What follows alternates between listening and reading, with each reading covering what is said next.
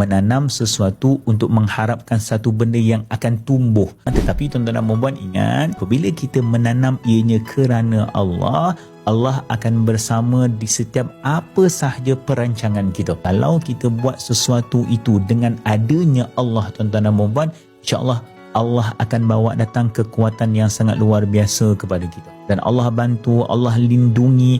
Bahkan tuan-tuan dan puan-puan, kalau tidak berjaya ataupun Allah ambil benda tu daripada kita, tuan-tuan dan puan-puan, lapang dada kita ni. Penting lapang dada. Kadang-kadang nak melepaskan sesuatu yang kita anggap, ya Allah, inilah satu-satu punca rezeki aku, tiba-tiba Allah ambil, tuan-tuan dan puan-puan. Permulaan mungkin kita rasa, ya Allah, sakitnya, ya Allah, pedihnya, susahnya. Tapi akhir sekali, tuan-tuan, kita akan melihat satu hikmah yang sangat luar biasa setelah mana Allah mengambil sesuatu daripada kita. Ada orang hari ini, tuan-tuan dan puan-puan, tak boleh keluar daripada rumah. Tiba-tiba tak boleh bergerak, terpaksa terbaring, tuan-tuan dan puan-puan.